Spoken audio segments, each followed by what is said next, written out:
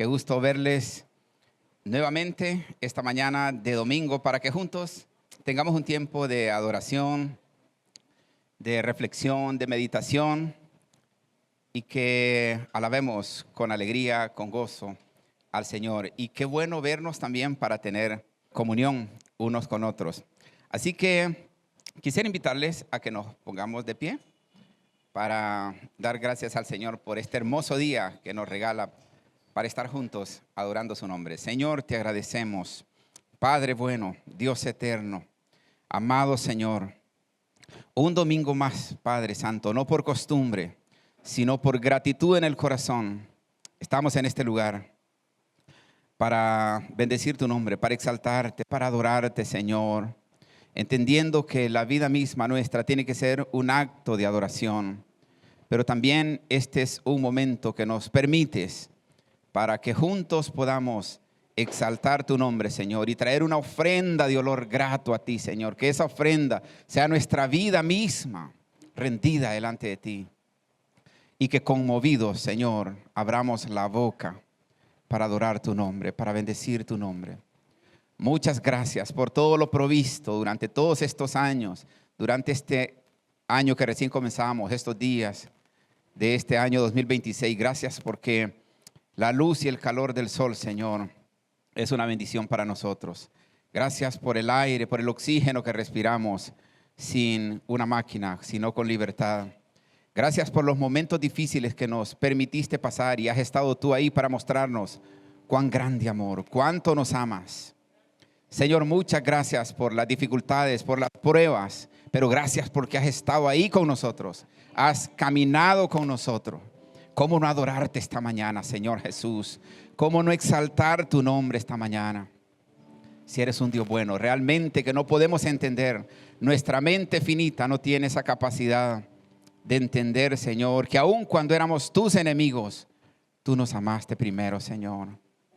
Bendito seas. Y esta mañana queremos exaltar tu nombre con estas alabanzas. En tu nombre santo, Señor.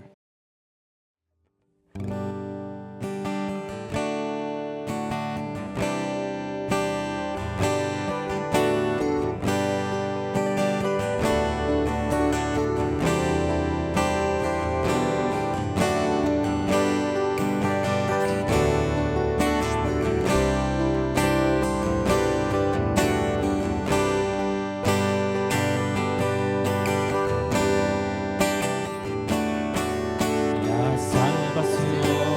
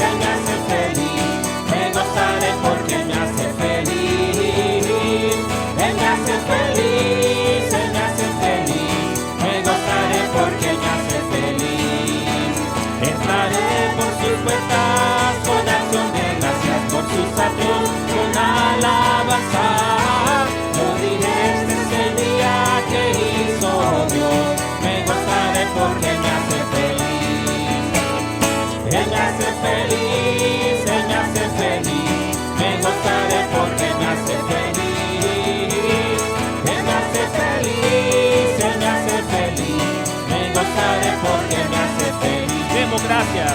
Demos gracias al Señor, demos gracias. Demos gracias por su amor. Demos gracias al Señor, demos gracias. Demos gracias por su amor. Por las mañanas las aves cantan sus alabanzas a Cristo el Salvador. Y tu amigo, ¿por qué no cantar tus alabanzas a Cristo el Salvador? Que no se acabe, que no se acabe el gozo que hay en mi corazón. Que no se acabe nunca, que siga más y más y más. Que no se acabe el gozo que hay en mi corazón. Que no se acabe nunca, que siga más y más y más. Dame gozo, Señor, dame paz y amor, y la casa que está más allá del sol. Dame gozo, Señor, dame paz y amor, y la casa que está más allá del sol. Estamos de fiesta con Jesús. Al cielo queremos ir. Estamos reunidos en la mesa, y es Cristo quien va a servir. Poderoso es nuestro Dios, poderoso es nuestro Dios, poderoso es nuestro Dios, poderoso es nuestro Dios. Él sana, Él salva, poderoso es nuestro Dios, bautiza, Él viene. Poderoso es nuestro Dios, poderoso es nuestro Dios, poderoso es nuestro Dios, poderoso es nuestro Dios, poderoso es nuestro Dios. El Padre, el Hijo, poderoso es nuestro Dios, Espíritu Santo, poderoso es nuestro Dios, poderoso es nuestro Dios, poderoso es nuestro Dios, poderoso es nuestro Dios, poderoso es nuestro Dios. Estamos de fiesta con Jesús.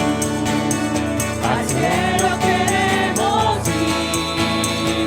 Estamos reunidos en la mesa, y es Cristo que va a servir. Poderoso es nuestro Dios, poderoso es nuestro Dios, poderoso es nuestro Dios, poderoso es nuestro Dios. Él sana, Él salva, poderoso es nuestro Dios, bautiza, Él viene.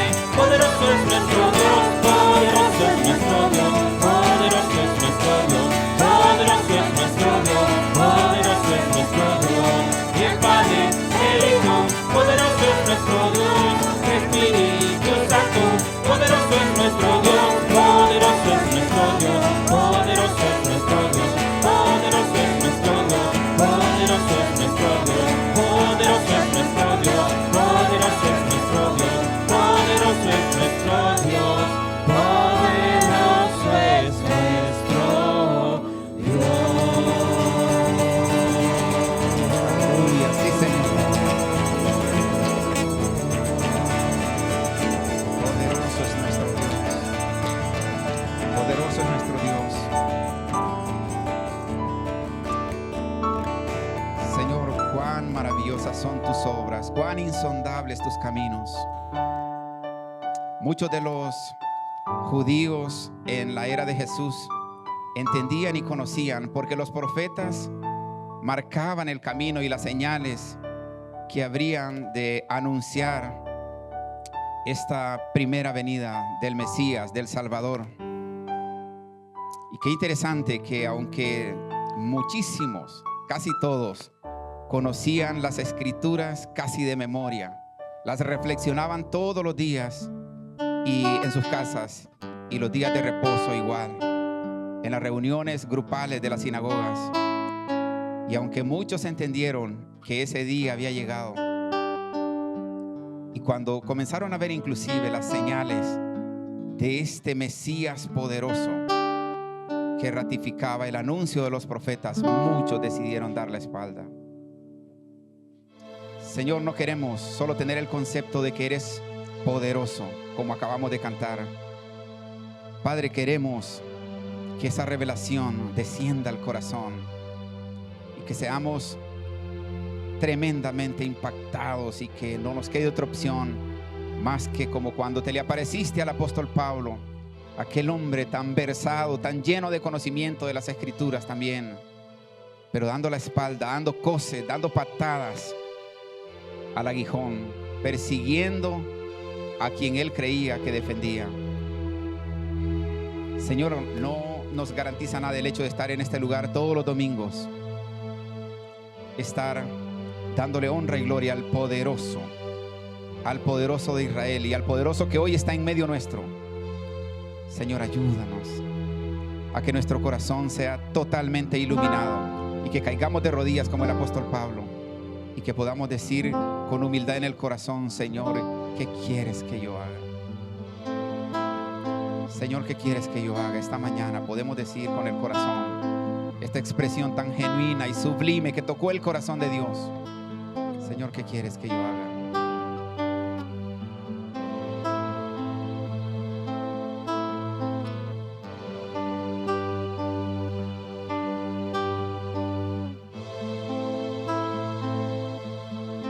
Ven a adorar al omnipotente Dios y alabar ante Él, que esparció los cielos y la tierra estableció.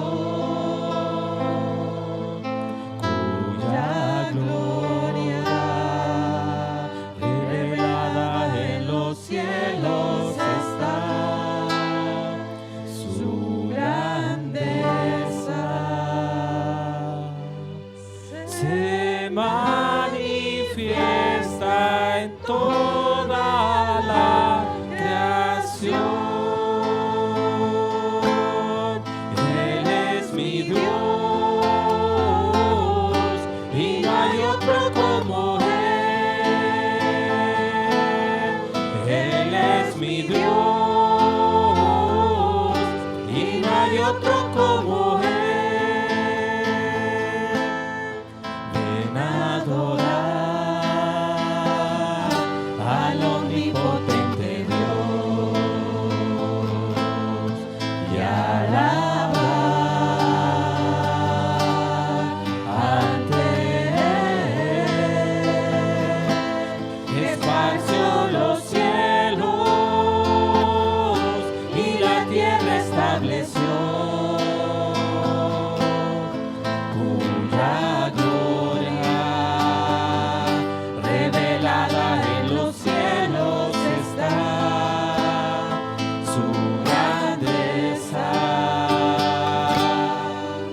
Se manifiesta en toda la creación. Él es mi Dios y no hay otro como Él. Él es mi Dios y no hay otro como Él. Él es mi Dios.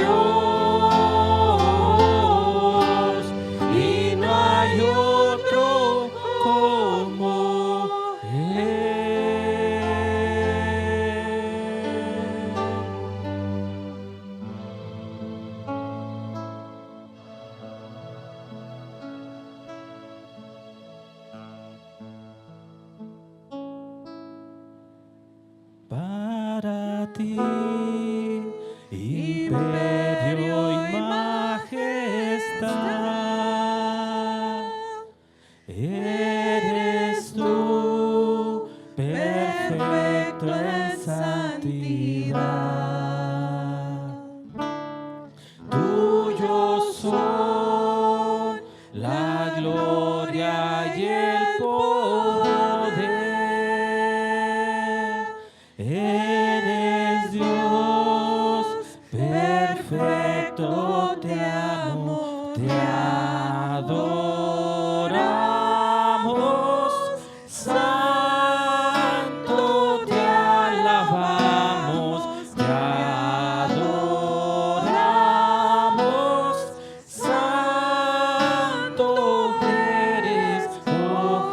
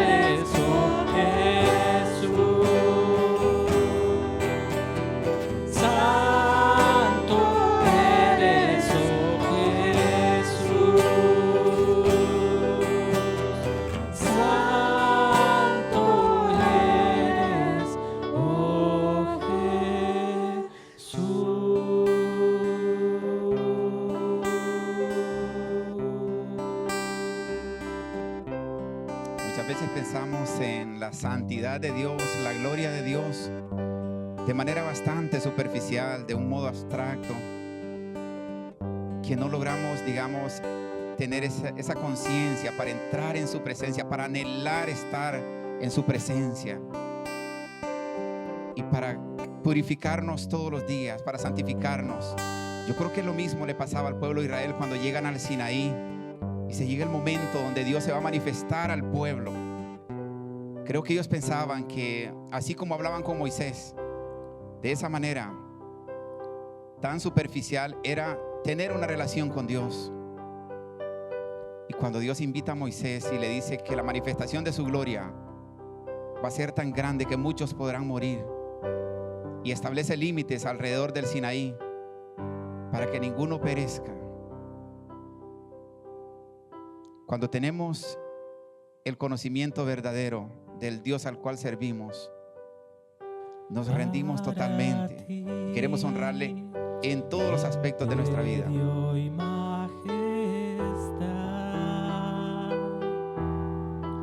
Eres tú, perfecto en santidad.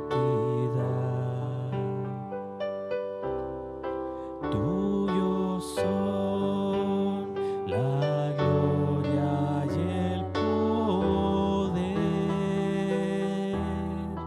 Eres Dios, perfecto, te amo, te adoramos. Santo,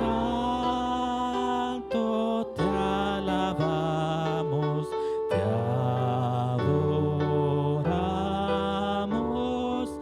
Santo eres, oh Jesús.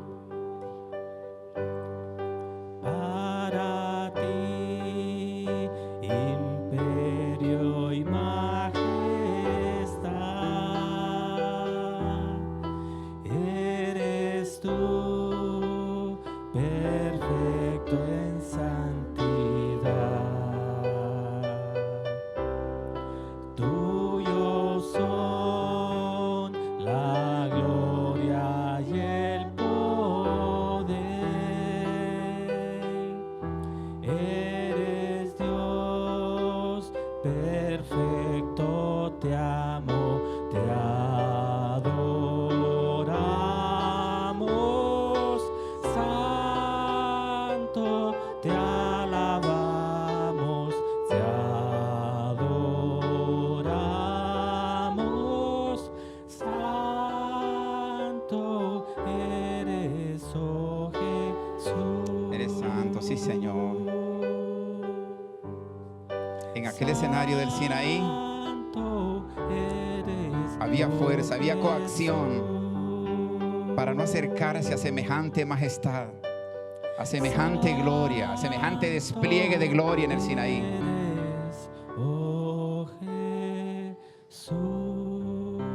Hoy que estamos en la era de la gracia, Él nos invita a llegar a su presencia, pero la demanda es la misma: sed santos porque yo soy santo.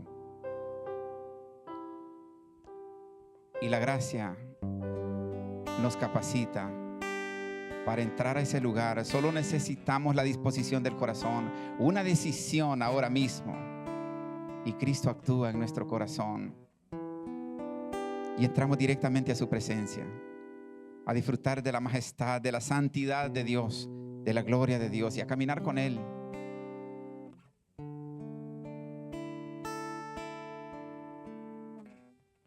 Señor, ayúdanos cada día, los que hemos levantado la mano para caminar contigo. Ayúdanos, Señor, a no vernos a nosotros mismos, a poner siempre nuestra mirada en ti, a caminar contigo, Señor, a no ver nuestras fuerzas porque vamos a decaer, a verte a ti. El poderoso va delante de nosotros, Señor, y aquel que todavía no toma su decisión para caminar a tu lado, Señor, pues por favor, que tu Espíritu Santo esta mañana siga haciendo el trabajo que siempre ha estado haciendo convenciendo al hombre de pecado. Señor, solo que esta mañana queremos entrar en un momento tan sensible como lo hemos tenido, para que los corazones sean impactados.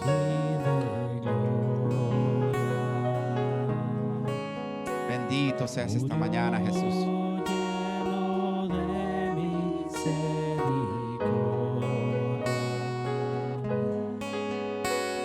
Venciendo con poder y gran gloria. Veo a Cristo sentado a la diestra del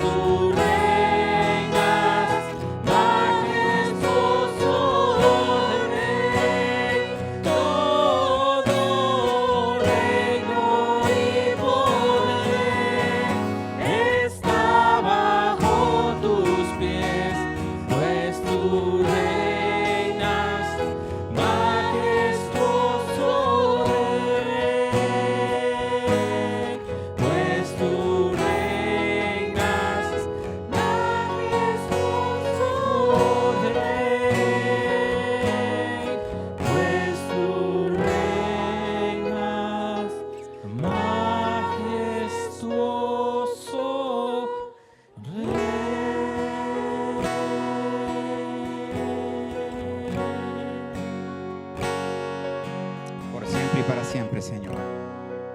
Tú reinas como el Rey Supremo, por siempre y para siempre, Padre Santo.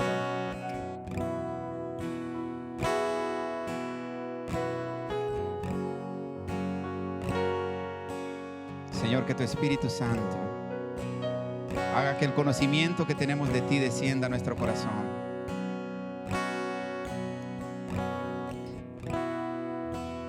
Yo sé que todos los que estamos en este lugar saben y entienden que tú eres el Rey. Señor, pero un corazón solo se quebranta cuando ese concepto se vuelve real en el corazón. Cuando no es un concepto meramente intelectual, sino cuando es un grito que desciende del mismo corazón.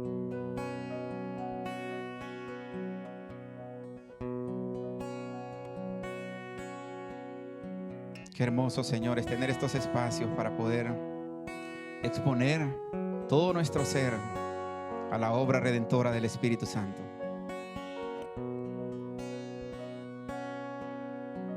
Señor, tú conoces los corazones y estoy seguro que te paseas en medio nuestro. El Dios santo, el Dios justo, el Dios que no ve solo las acciones externas, el Dios que ve los motivos, la intención del corazón. Espíritu Santo, con poder y gloria, tal como te paseas en este lugar, convenciendo los corazones, quebranta los corazones, Señor. Sabemos que tu palabra es la herramienta que usas para quebrantar corazones.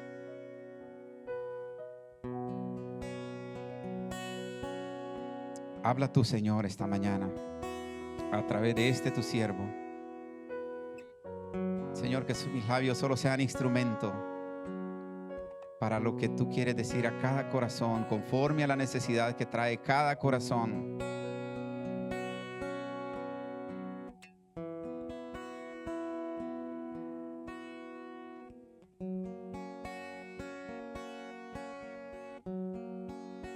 Bendito sea, Señor, porque en tu gracia maravillosa inclusive nos concedes esta oportunidad, y a mí me das este enorme privilegio, Señor, de compartir tu palabra. Que cada uno de los acá presentes, Señor, pueda disponer su corazón, abrir su corazón a lo que el Espíritu Santo quiere ministrar esta mañana.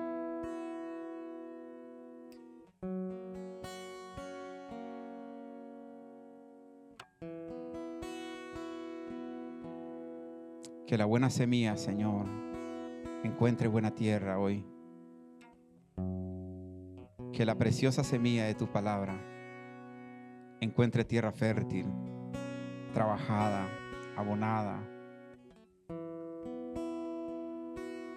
y que pueda ser regada con las lágrimas de la sensibilidad, con el toque especial de tu Espíritu Santo. En el nombre de Jesús te damos gracias, Señor. Amén.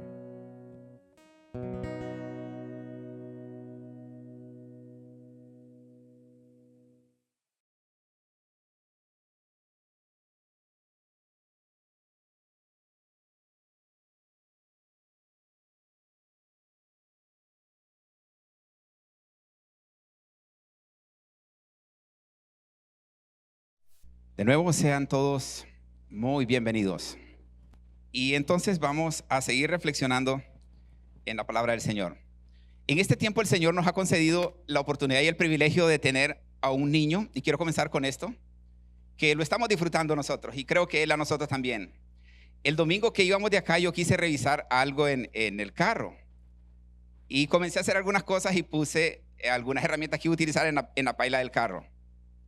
Entonces él siempre quiere hacer todo y ayudarme en todo. Entonces le digo, tráeme el maneral para mover la llanta de repuesto, para poner la gata, le dije yo. Entonces él corrió y quería hacer todo. Y al ratito da la vuelta y me dice, no está. Dije yo, pero estoy seguro que lo puse ahí.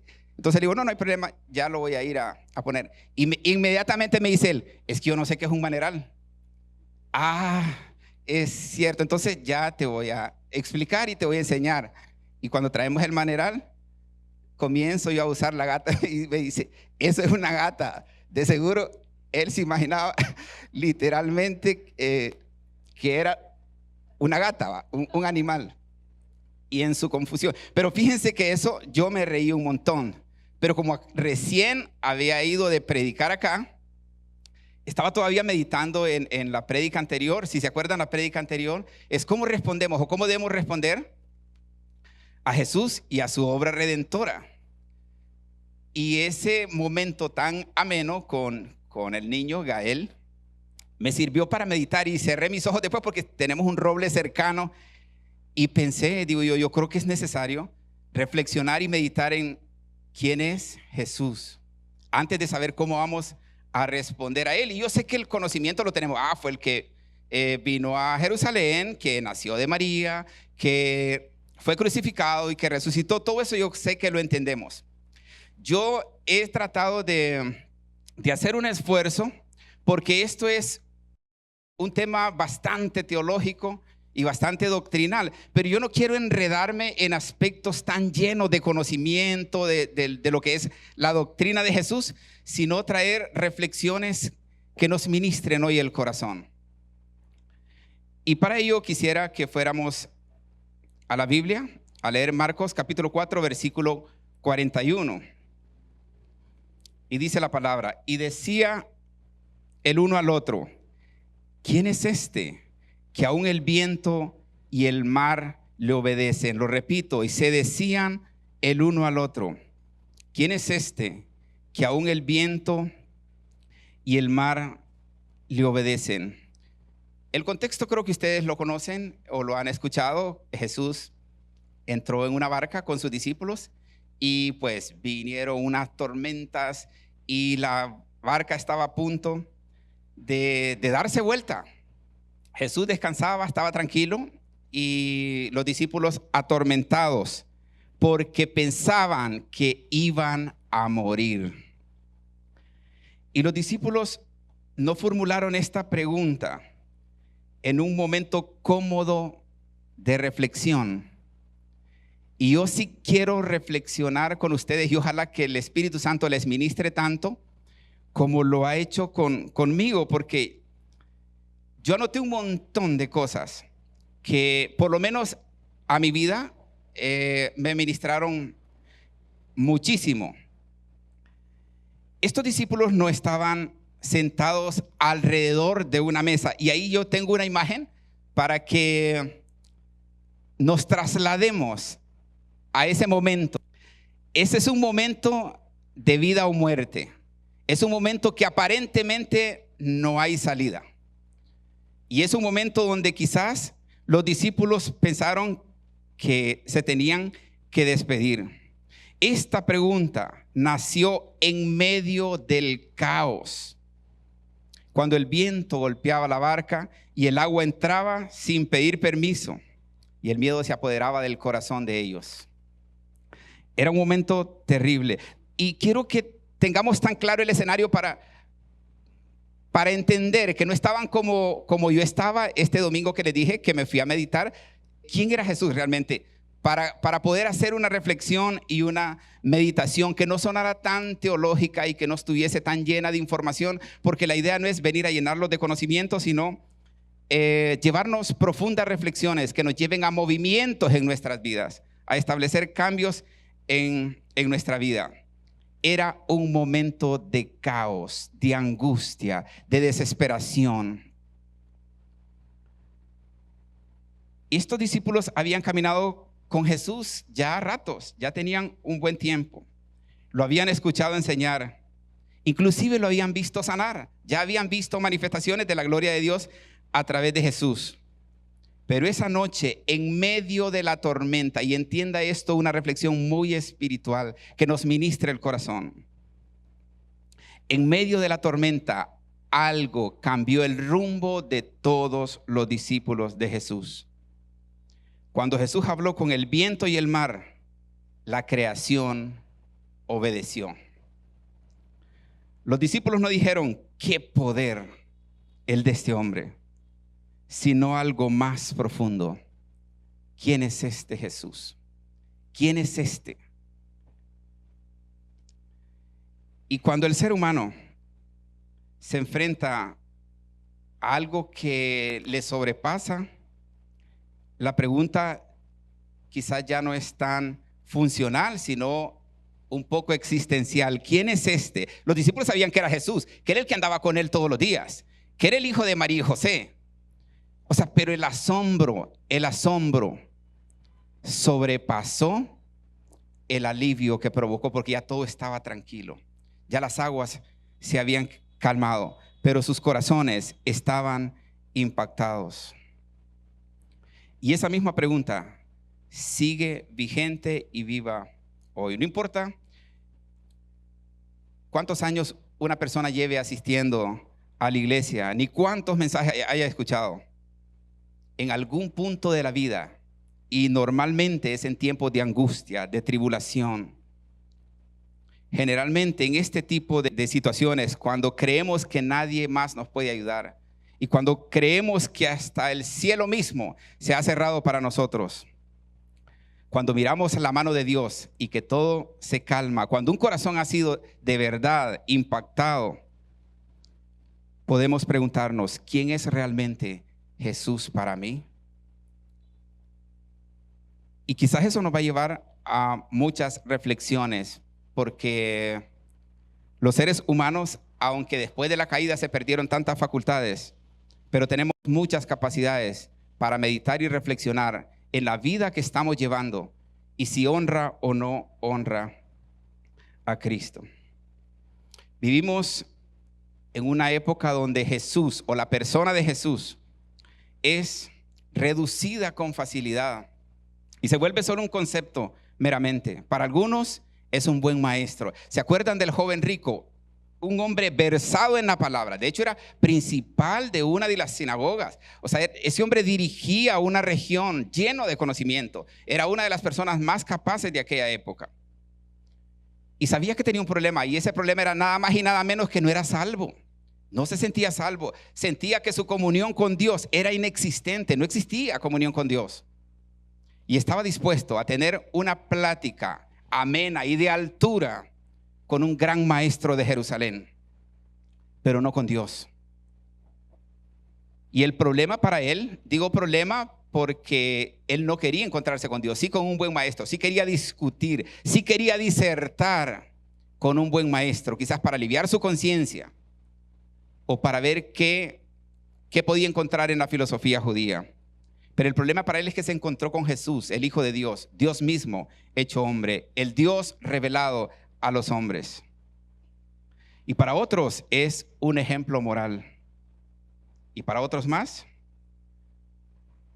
un líder religioso, un símbolo de la religión cristiana, el ícono de la religión cristiana. Pero las escrituras no nos permiten quedarnos con ese Cristo tan pequeño y, como les digo, haciendo un esfuerzo por no volver esta doctrina que es tan amplia y tan extensa, la doctrina de Jesucristo, la doctrina del Hijo de Dios, la encarnación, la doctrina de el Dios revelado a los hombres, acercándose a los hombres. Pero sí, quisiera que nos quedara un poco más claro el concepto de Cristo, pero quiero tomar aspectos más prácticos que nos lleven a otras reflexiones. Quiero que salgamos de acá contemplando a Cristo en su verdadera gloria, porque la respuesta que demos a Jesús determinará la forma en que vivimos y el destino que enfrentamos.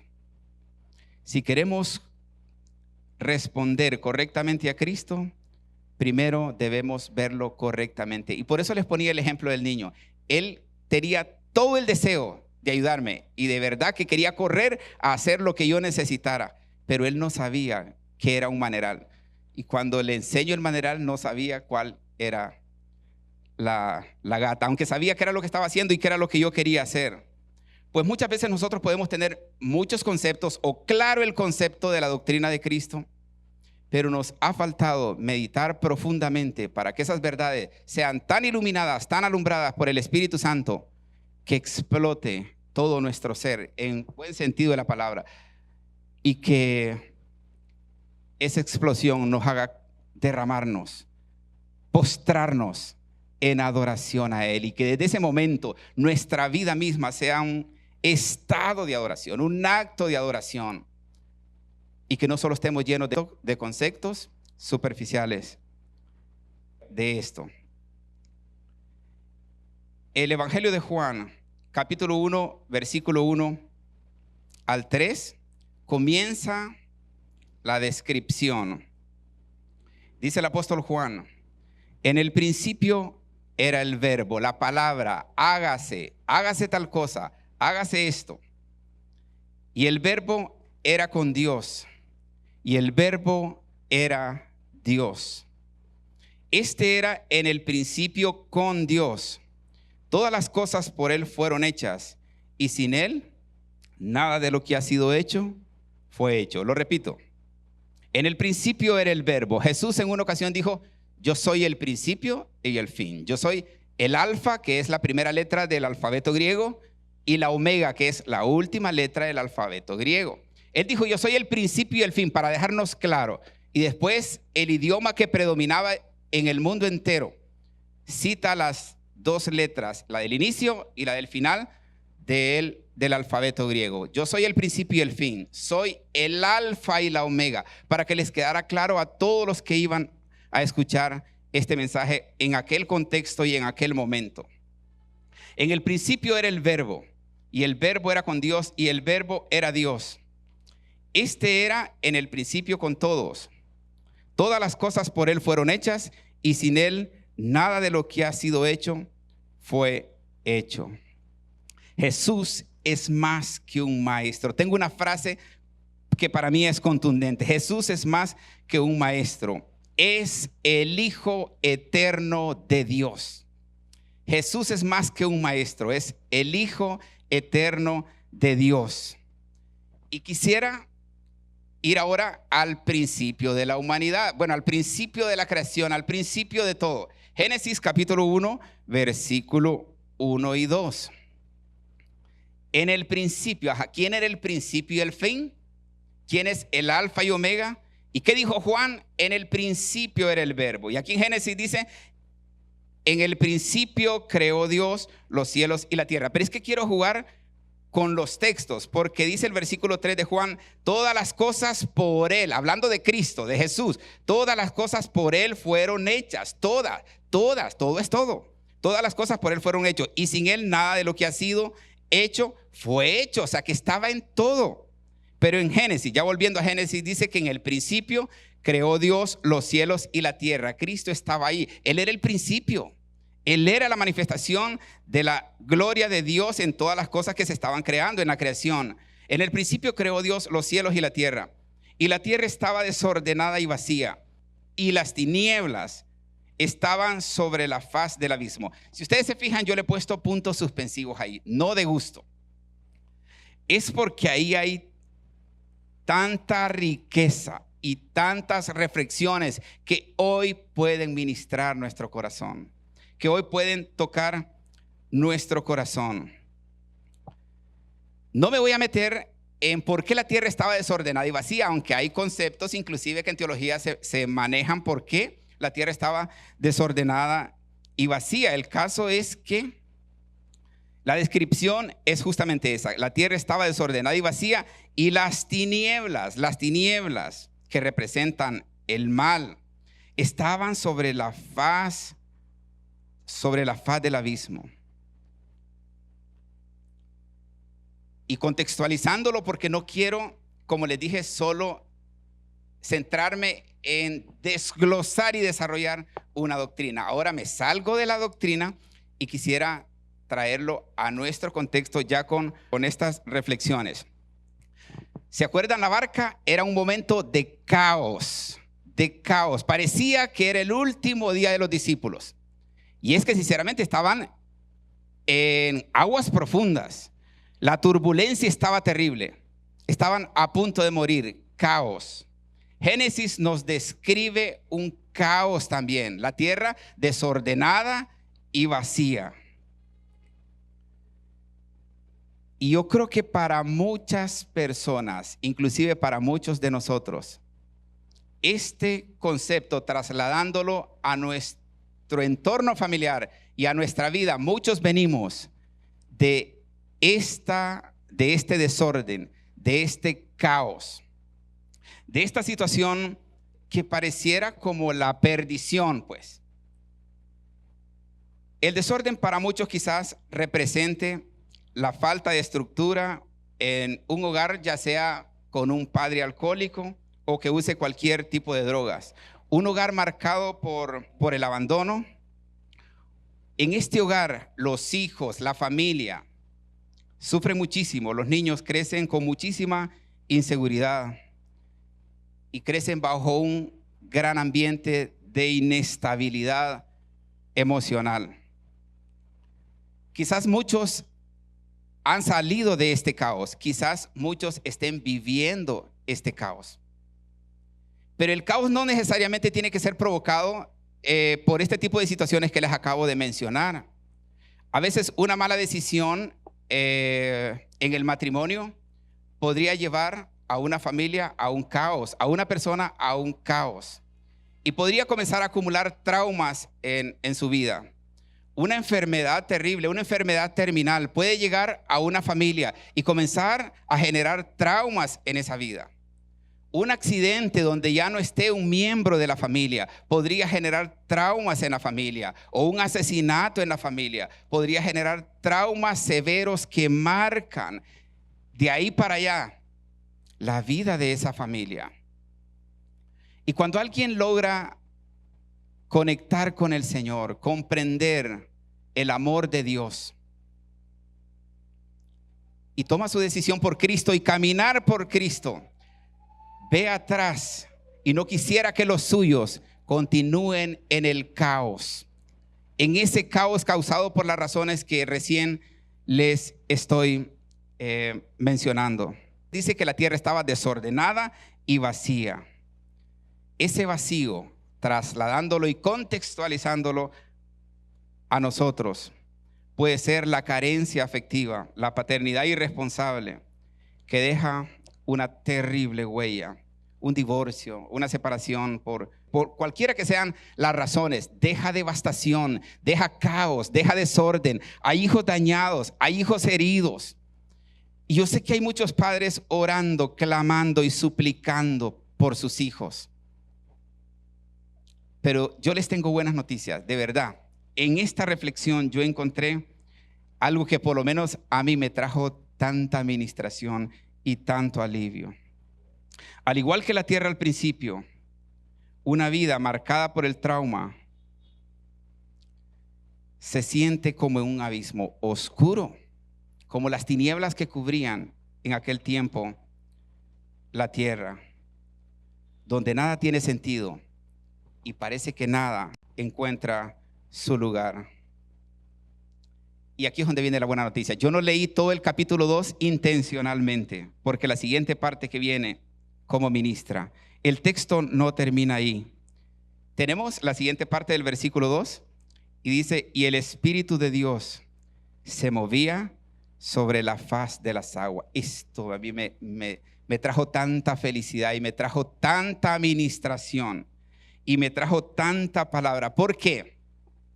Yo he comentado otras veces acá que mi infancia pues fue una vida de caos. Mi familia fue caótica y pues sufrimos las consecuencias de, yo creo que un trastorno emocional de mi padre, y que puede ser una de las cosas que estén pasando muchísimas familias. Hice toda esta lectura, de hecho hemos venido leyendo toda la Biblia y yo no me había sentado a reflexionar hasta esta semana. El Espíritu de Dios se movía aun cuando la tierra estaba desordenada y vacía, aun cuando el caos predominaba y aun cuando la fuerza incluso de Satanás era la que predominaba. El Espíritu Santo se movía sobre la faz de las aguas. Las aguas teológicamente representan personas. Si usted hace un estudio de Apocalipsis, va a encontrarse que siempre para referirse a multitudes de personas dice: y las multitudes de las aguas. Entonces el Espíritu Santo anticipadamente se estaba moviendo en las vidas de las personas cuando todo era caos, cuando todo estaba quebrado, cuando todo estaba desordenado, cuando solo Dios podía estar en ese lugar y estaba ya presente a través del Espíritu Santo. Y al igual que la tierra en el principio, las vidas marcadas por traumas, como se los mencionaba al inicio, se siente como un abismo oscuro. Pero la buena noticia es que el Espíritu Santo ha estado trabajando en ese lugar. Si en una familia hay traumas por los que yo mencionaba recientemente, por padres alcohólicos, por un divorcio, por una separación, por un accidente, por la pérdida de un ser querido ahí, y hay alguien que se ha amargado, se ha distanciado del Señor, qué alivio pensar es que en ese caos el Espíritu Santo se está moviendo. Para mí fue tan ministrante eso. Y quería correr a decírselos a todos ustedes, que aunque haya caos atrás, que aunque hayan hijos no convertidos, el Espíritu Santo desde hace ratos estaba revoloteando, porque sinceramente esa es la traducción literal del griego de la palabra se movía. Revolotear, moverse, eso significa acción. Y el Espíritu de Dios, dice este final del versículo 2, se movía sobre la faz de las aguas. Dios no esperó a que la tierra estuviese ordenada para hacerse presente. Qué maravilloso es. Qué hermoso. Me ministra tanto a mi vida porque Él tampoco esperó que yo dejara de tener tanto resentimiento, tanto odio. Yo era aborrecible para las personas, quizás no digamos para Dios, con toda la pudrición que andaba en mi corazón. Pero Él no esperó a que mi vida estuviera tan agradable, tan atractiva, para enviar a su Espíritu Santo a moverse en mi vida, a actuar a favor, acción, convenciendo, guiando. Aunque un impío esté en tinieblas, esté en oscuridad, lo está guiando el Señor. Y a veces decimos, híjole, ¿y por qué lo guardó? ¿Y por qué no le pasó tal cosa? Si viene de una fiesta, si viene de drogarse, si viene de prostituirse. El Espíritu Santo se movía en la oscuridad, cuando la tierra estaba desordenada, cuando estaba llena de tinieblas. Y estas son las cosas que a veces nos cuesta comprender, porque como seres humanos queremos que Dios actúe como a nosotros nos gustaría que actuara. Si hay trauma, resentimiento del pasado, y no quiero ser muy romántico con esto, pero es que yo estoy profundamente ministrado y feliz. Fue una semana de felicidad, de saber que Dios es tan maravilloso y que Dios es tan bueno y que no tiene nada que ver con el concepto que yo tenga de las cosas. Y que el trabajo que Él está haciendo yo no lo puedo ver, pero sí el Espíritu Santo se está moviendo en la oscuridad, donde no parece haber orden. Cuando Dios dijo sea la luz, no solo ilumina el desastre, sino que comienza a separar. Si ustedes se han detenido en la lectura de Génesis, cuando Él dice sea la luz, todavía no se ha creado ni el sol ni la luna. Entonces Él dijo sea la luz y fue la luz. Entonces dice separó el día y la noche. Entonces se trata de poner las cosas en su lugar.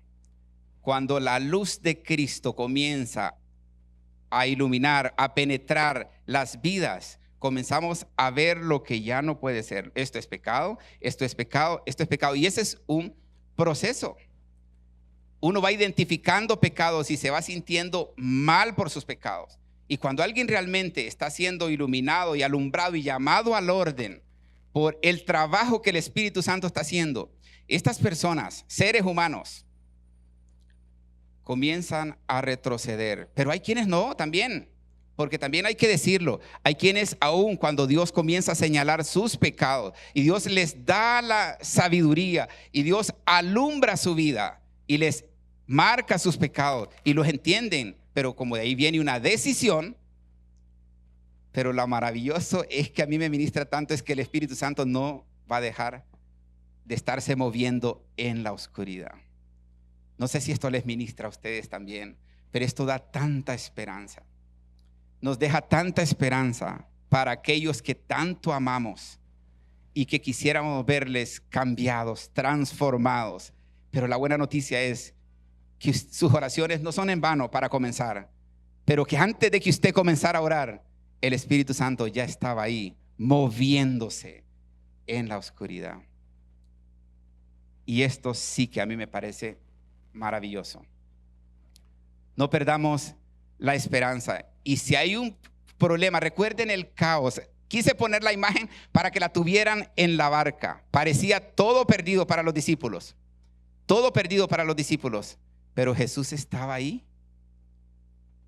El problema es que ellos no tenían tan claro como Gael el maneral, que era el maneral. Ellos sabían que Jesús era un amigo más, era un compañero más. Era una persona que acababa de hacer algunos milagros de sanidad anteriormente, fuertes, habían visto la manifestación de la gloria de Dios. Pero este milagro sobrepasó quizás su razonamiento común y sencillo. Y se quedaron perplejos. Ni siquiera celebraron porque de la muerte a la vida en un instante. Era como para celebrar, pero el asombro los sobrepasó. Y vieron a Jesús. Ahora sí, vieron a Jesús. ¿Y quién es este Jesús? Pero es una pregunta que nace desde el corazón. Esta pregunta es la que debería de resonar en una vida que va a comenzar a caminar con el Señor, que ya quiere caminar con el Señor. Una vida maravillada por la obra redentora de Cristo. Cuando Jesús llega a nuestra vida, Él comienza a separar nuestra esencia, lo que somos, de lo que nos han etiquetado. Los pecados del pasado no pueden definirnos cuando estamos frente a Jesús. Ya Jesús no nos llama por la acción que venimos haciendo. ¿Se acuerdan de Rahab, la ramera? Ya no la definía su oficio, la definía la decisión ahora del momento. Ahora era del linaje del Mesías. Una decisión ante el Dios bueno y maravilloso. Lo cambia todo. Lo cambia todo. Y esto es la obra redentora de Cristo, que era el mensaje de la vez pasada. Pero hay que entender entonces, para poder responder a Jesús y a su obra redentora, qué necesario es que sepamos o que recordemos. Yo sé que lo saben quizás. O que recordemos y que reflexionemos en estos detalles, que es Cristo actuando, que es este Jesús actuando. Porque en un momento de tribulación podemos estar como los discípulos, gritando y pataleando y agarrados de todos lados, y tan cerca que estaba Jesús ahí, tan cerca que estaba la solución. Y nosotros sabemos, queridos hermanos y amigos, esto muchas veces, y yo lo digo por mi experiencia propia, no es fácil estar en medio de una tormenta y no querer ayudar a Dios, no querer usar nuestros elementos para solventar el problema. Y es que es como nuestro lugar de seguridad, o como cuando yo lo hago y sé que ya lo hice, a veces creo que el milagro está hecho, como dice por ahí es el eslogan de una iglesia. ¿Quién es este Jesús? ¿Quién es realmente este Jesús? Cuando Jesús llega a alumbrar nuestra vida, comienza a iluminar el caos emocional que nosotros estamos viviendo. Resentimiento, odio, rencor. Fue mi caso por muchos años. La tristeza por la pérdida de un ser que sinceramente es insustituible en nuestra casa, en nuestra familia. Esos traumas comienzan a ser alumbrados, pero lo lindo es saber y no perder de vista, no por conocimiento, sino por convicción, que aún en medio de la tristeza, del dolor, del resentimiento, del caos en la familia, el Espíritu Santo se está moviendo en la oscuridad. El Espíritu Santo no paró desde aquel entonces, no ha parado ni va a parar. Eso es a nuestro favor. Díganme ustedes si este no es un Dios maravilloso, si no es un Jesús maravillosísimo. Es un Dios de amor.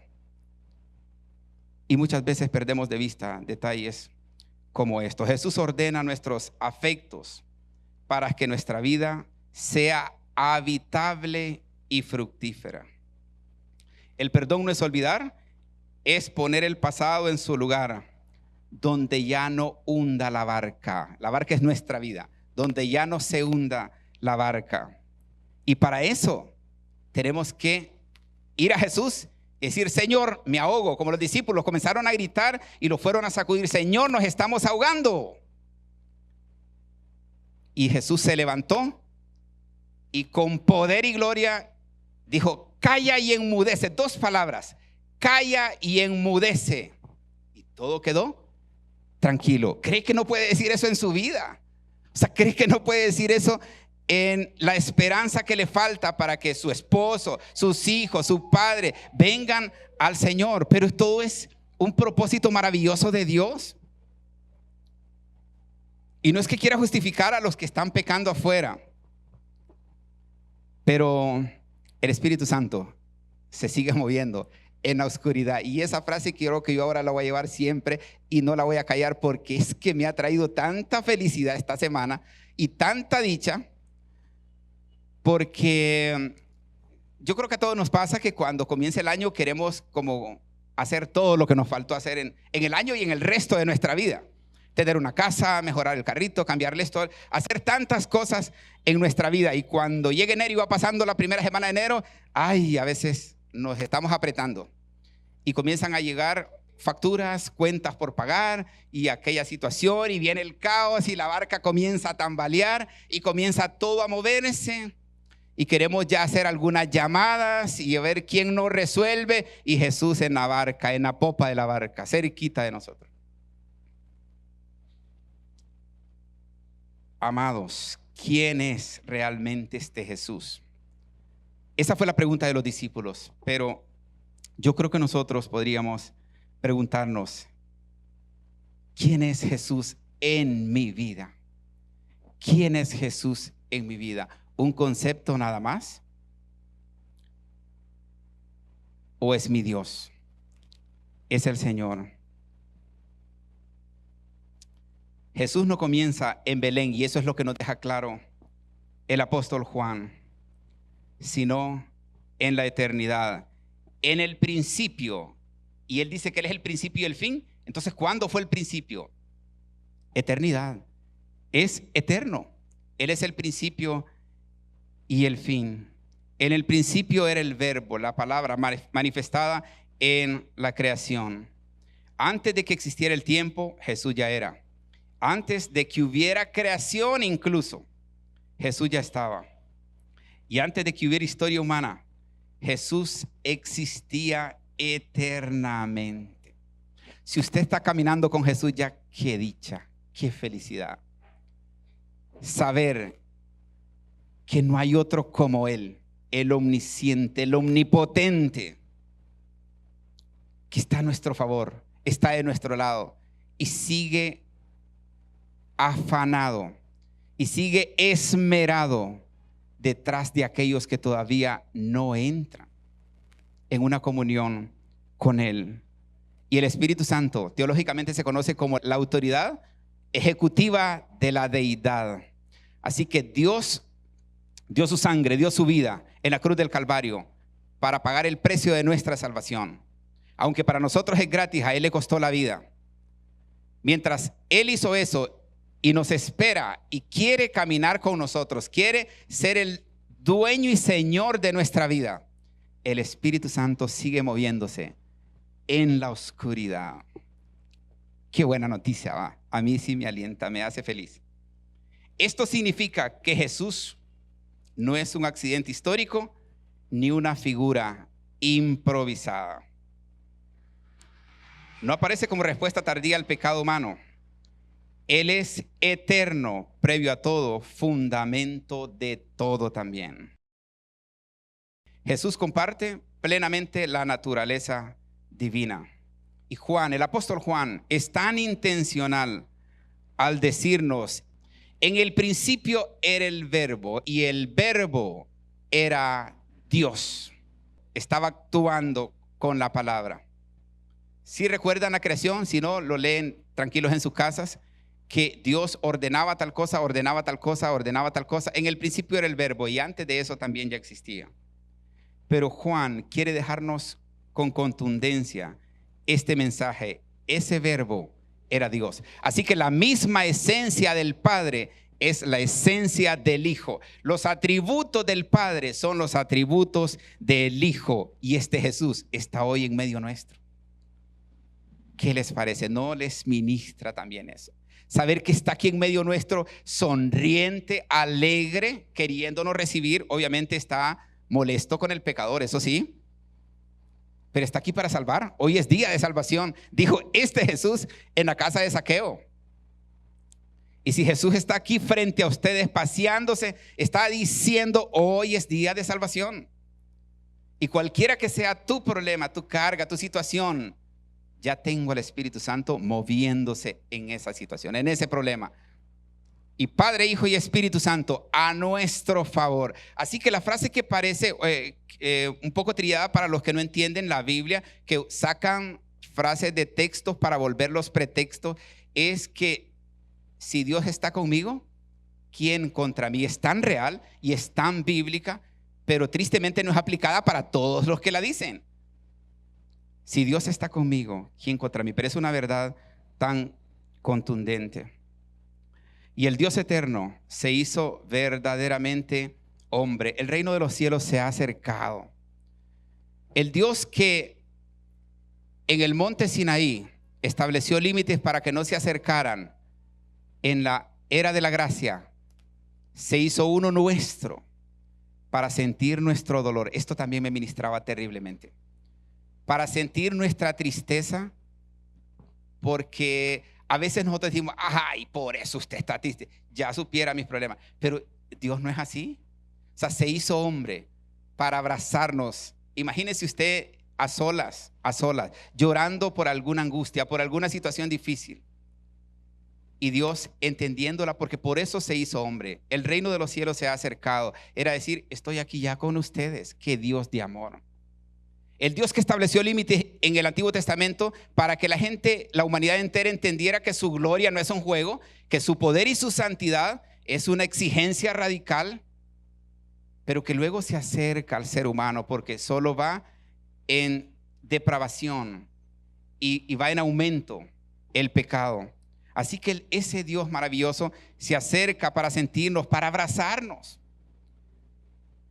para ministrarnos ya ahora de manera tan cercana, para invitarnos a caminar con Él, a tener una relación con Él. Y el versículo 14 del Evangelio de Juan dice que aquel verbo fue hecho carne y habitó entre nosotros. Dios no gritó desde el cielo, se acercó en la persona de Jesús. No envió solo instrucciones. Pudo haber enviado un ángel que quisiera tronar la tierra con una voz. Es más, Dios mismo pudo hablar desde el cielo y que no hubiese ser humano que no hubiese escuchado esa voz. Pero envió a su Hijo. El eterno entró en el tiempo, el invisible se hizo visible y el santo se acercó al pecador. Qué ministrador es esta palabra. El santo se acercó al pecador. Jesús no solo vino a ser admirado, sino a ser conocido, recibido y seguido. En sus casas yo quisiera invitarles a que ustedes lean todo el pasaje del versículo nada más que yo estoy reflexionando. Entonces, Marcos capítulo 4, versículo 35 al 41 para sus casas. Se los quisiera dejar para que ustedes lo mediten. Es esta historia de que Jesús entró en la barca, pero medítenla y ojalá sean tan bendecidos como yo fui tan tan ministrado y tan quebrantado. En la barca Jesús no entra en pánico, no discute con el viento, no negocia con el mar. Simplemente habla y la creación obedece. El mismo que dijo, sea la luz en Génesis, ahora dice, calla y enmudece. Y el caos se somete. La naturaleza reconoce a su creador. Y este milagro, el milagro no apunta, el milagro que se vivió ahí, que asombró tanto a los discípulos, no apunta a la tormenta o no quiere exaltar el momento, sino en quién está en la barca, quién es el que está en la barca. Los discípulos entendieron algo crucial. Este que estaba con ellos no era solo un buen rabino que quería acompañarles. Este no solo era un profeta, este es alguien a quien la creación misma se rinde. Y otra reflexión que también a mí me bendijo tanto es que si Jesús estaba en la barca, ¿por qué había tormenta? ¿Por qué anticipadamente no se controló todo sabiendo que el Todopoderoso estaba ahí en la barca? Pues la tormenta ocurre con Jesús presente, y esto es pastoralmente esencial. La fe cristiana no promete ausencia de pruebas, sino presencia soberana de gloria y de poder en medio de ellas, en medio de ellas. No es que venga para que se acaben sus problemas, venga, acepte a Cristo para que ahora ya no tenga problemas. Yo creo que van a venir más. Yo creo que van a venir más problemas. El momento que usted venga al Señor, van a venir quizás más problemas de los que ya tenía. Pero la promesa es que ya no está solo. La gloria de Cristo, el Cristo mismo, estará con usted en medio de ella, de esa tormenta, de esa tribulación. Y la noticia que les he estado reforzando es que el Espíritu de Dios se va a seguir moviendo en la circunstancia adversa, en el problema, en la situación difícil, en la tristeza, en la congoja, en la escasez y en la necesidad de aquellos a quien yo amo sean atraídos con cuerdas de amor. El Espíritu Santo ya está trabajando en ello. Ya está trabajando en ello.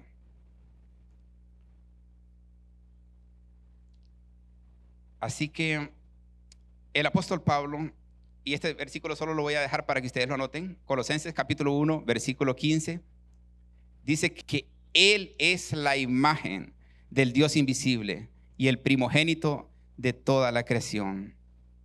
Cristo no es parte de un plan, Él es el centro y debería ser el centro de todos nuestros planes y de toda nuestra agenda y de nuestra vida misma. No es un complemento, es el fundamento. No es un recurso opcional.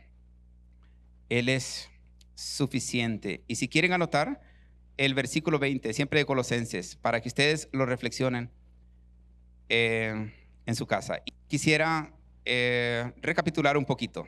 La forma en que usted ve a Cristo determinará la forma en que vive. Si vive para Cristo o vive para los deseos de la carne o para los deseos de los ojos o para la vanagloria de la vida. Un Cristo reducido, no el Cristo real, un Cristo que es intelectual nada más. Un Cristo reducido produce una fe superficial. La gente sabe que Cristo nació, sabe que Cristo murió por sus pecados, sabe que Cristo resucitó y sabe que tiene el poder para cambiar y para transformar al pecador. Pero no pasa de eso, no pasa nada en su vida. Su fe es superficial, es conocimiento nada más. Un Cristo distorsionado produce obediencia selectiva. Pero un Cristo bíblico transforma completamente la vida. Mi oración era desde anoche que pudiese reflexionar en algo, no solo para traer conocimiento, para traer aspectos de una doctrina muy importante en la fe cristiana, sino que pudiésemos salir con con elementos profundos que nos trajeran esperanza, pero para aquellos que todavía no caminan con el Señor, les trajese la posibilidad de tomar una decisión contundente, de rendirse hoy ante Él. Yo quisiera pedirles que cerremos nuestros ojos y que sigamos meditando. He tratado de enlazar el mensaje anterior, cómo respondemos a Jesús y a su obra redentora. Pero quise detenerme este domingo a meditar en quién es Jesús para mí. Esa respuesta determinará también la respuesta al mensaje anterior. La visión que tenemos de Cristo determina la profundidad de nuestra fe. La fe cristiana nunca es más profunda que la visión que tenemos de Cristo.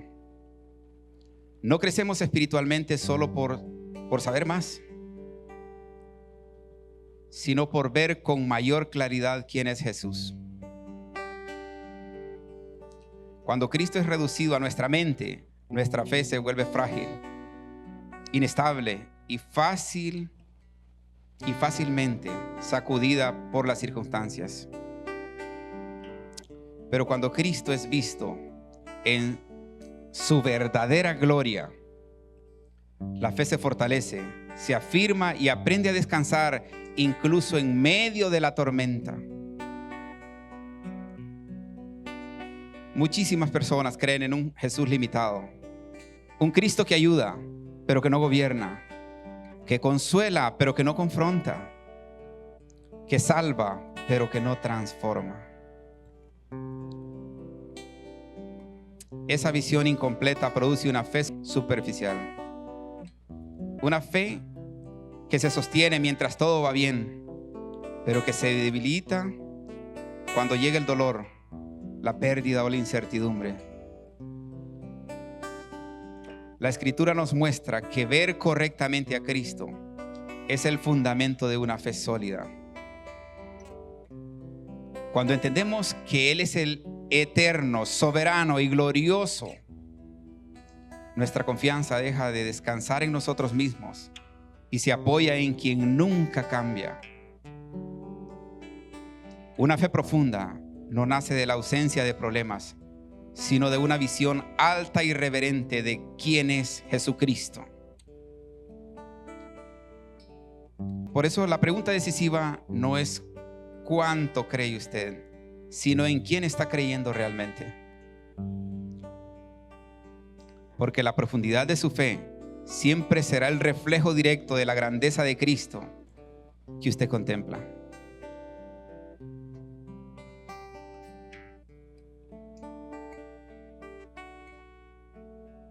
Amados, no basta con admirar a Jesús. Es necesario rendirse a Él. Admirar a Jesús es fácil y lo hacen muchísimas personas. Respetarlo, hablar bien de Él, incluso emocionarse con su historia, llorar inclusive, no requiere transformación interior. A lo largo de los evangelios, muchos admiraron a Jesús, pero muy pocos se rindieron verdaderamente a Él. La admiración mantiene a Cristo a una distancia segura. La rendición lo coloca en el centro absoluto de la vida. Jesús nunca llamó personas para que simplemente lo observaran. Nunca buscó seguidores que solo se maravillaran con sus milagros o se asombraran con sus palabras. Cristo llamó discípulos. Y el discipulado siempre implica rendición. Rendirse es reconocer que Él tiene derecho sobre nuestra vida, nuestras decisiones, nuestras prioridades y nuestro futuro. Mientras Cristo solo sea admirado, seguimos conservando el control. Pero cuando nos rendimos, confesamos que ya no somos el centro, que ya no vivimos para nosotros mismos y que nuestra vida le pertenece a Él. La rendición no es una pérdida, es el camino hacia la verdadera libertad. Por eso, el llamado del Evangelio no es simplemente a pensar mejor de Jesús, sino a entregarle el corazón por completo. No basta con saber quién es Él. Es necesario permitir que Él gobierne quiénes somos nosotros. La adoración verdadera nace del reconocimiento de la gloria de Cristo. La adoración auténtica no comienza con la música ni termina con una emoción. La adoración verdadera nace cuando el corazón es confrontado por la gloria de Cristo y responde con reverencia, humildad y entrega. No se trata principalmente de lo que hacemos, sino de a quién reconocemos. Cuando Cristo es visto como un recurso más, la adoración se vuelve superficial. Pero cuando Cristo es visto como el Hijo eterno, el Señor soberano y el Salvador crucificado, el corazón no puede permanecer indiferente. La verdadera adoración brota de una visión correcta de la grandeza, de su santidad y de su amor redentor. Adorar no es reconocer que Cristo es digno, no porque nuestras circunstancias sean favorables, sino porque Él es quien es. El postrarse interiormente a su señorío, aun cuando lo entendemos todo, aun cuando no lo entendemos todo, aun cuando el camino es difícil. La adoración genuina no depende del estado emocional, sino del reconocimiento espiritual de la gloria de Cristo. Por eso, una iglesia que ve correctamente a Cristo es una iglesia que adora con profundidad. Y una vida que reconoce su gloria aprende a vivir cada día como un acto continuo de adoración para honra y gloria de su nombre. Cristo no solo debe ser contemplado, sino seguido y obedecido. Contemplar a Cristo es esencial, pero la contemplación bíblica siempre conduce a la acción. En la Escritura, nadie que vio verdaderamente a Cristo pudo seguir viviendo de la misma manera. Verlo con claridad produce un cambio inevitable en la forma de vivir. Cristo no solo revela la verdad, demanda una respuesta concreta. Seguir a Cristo implica caminar tras Él, confiar en su dirección y someterse a su voluntad, incluso cuando el camino no es fácil. Obedecer a Cristo no es una carga opresiva, sino la expresión natural de una fe genuina. La obediencia no es el precio de la salvación, pero sí es la evidencia de una vida transformada. Cristo no vino solo a ser admirado desde lejos, sino a ser seguido de cerca. Su llamado sigue siendo el mismo: sígueme. Ese llamado confronta nuestra comodidad, redefine nuestras prioridades y nos invita a vivir bajo su señorío. Ver correctamente a Cristo siempre nos conduce a vivir bajo su autoridad. Y vivir bajo su autoridad es el cambio hacia una vida ordenada, plena y fructífera. Porque cuando Cristo es seguido y obedecido, la vida finalmente encuentra su verdadero propósito. Ahora mismo, Jesús sigue haciendo la misma pregunta, no con palabras, sino con presencia. ¿Quién soy yo para ti?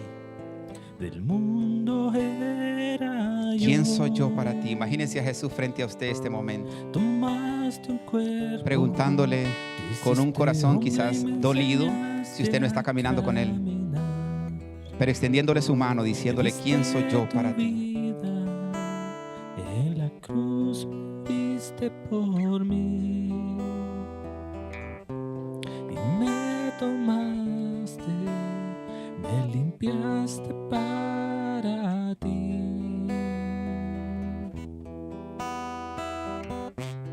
Y me apartaste para ti.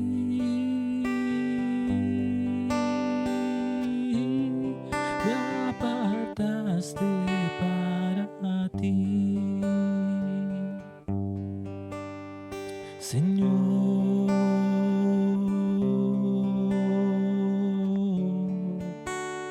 ¿Quién era yo, Señor?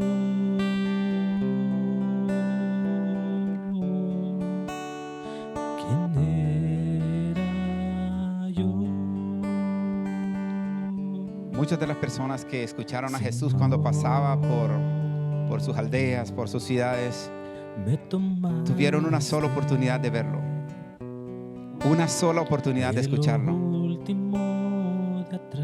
Para muchos solo fue escuchar a un maestro más de Jerusalén, pero para muchos fue el cambio total en sus vidas. Me escogiste. ¿Cuántas veces ha pasado Jesús por su vida? Piense en eso, medite en eso.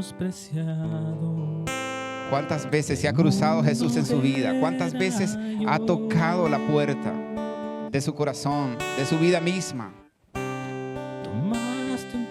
Quizás con una prueba difícil, con una enfermedad suya o de alguien de la familia.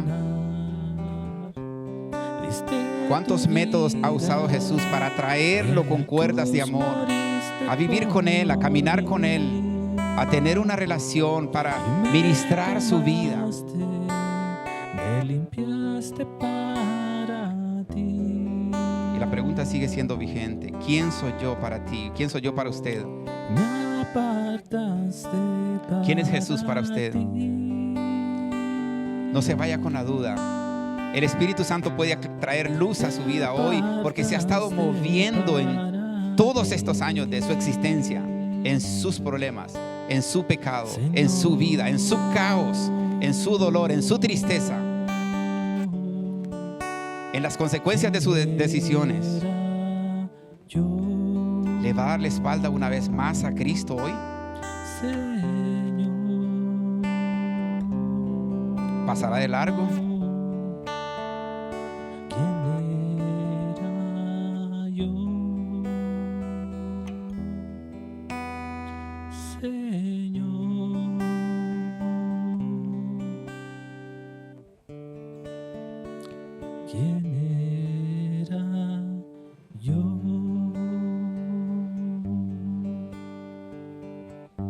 ¿Quién soy yo para ti? Jesús preguntando. Y esta respuesta no se da con los labios solamente, sino con una vida rendida. Que su respuesta a esta pregunta sea un hasta aquí al pecado. Y sé extender la mano para tomar la invitación de Jesús. Te adoro, mi gran Señor. Pase de ser un admirador de Jesús a un discípulo de Jesús. Puede hacerlo perfectamente. Él quiere. Él está acá. Ha estado siempre. Y lo maravilloso es que el Espíritu Santo ha estado siempre moviéndose a favor de su causa. Eso es lo que quiero hacer. Te doy mi ser. Hoy Jesús puede borrar todo su pasado, todo su pecado, Eres mi justicia. porque la gracia está vigente. Él dio su vida y ese es un acto de gracia. Te adoro. Él derramó su sangre en la cruz del Calvario como un acto sublime y eterno de amor.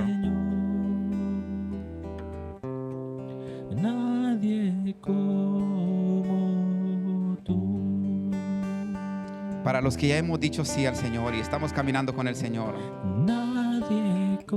realmente, ¿quién es Él para nosotros? ¿Estamos siguiendo su demanda de ir y hacer discípulos? ¿Realmente estamos siendo tan diligentes?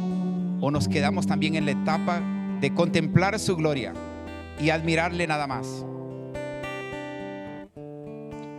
Porque el discipulado es un llamado a la acción, no un llamado a sentarse.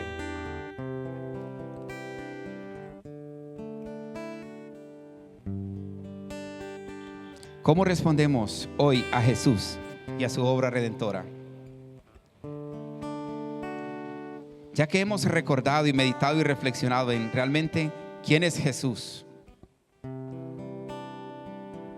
¿cómo respondemos también a este Jesús y a su maravillosa obra redentora? Señor, te damos gracias. Te exaltamos esta casi tarde ya, Señor Jesús. Qué maravilloso es tener estos espacios donde todavía gozamos de esta libertad y poder meditar y poder exponernos a tu santa y bendita palabra y al toque especial de tu Espíritu Santo. Señor, este es un medio de gracia que has provisto para nosotros. Y no quisiéramos ser indiferentes. Quisiéramos corresponder con gratitud. Quisiéramos corresponder, Señor, con amor a tu obra, con acciones.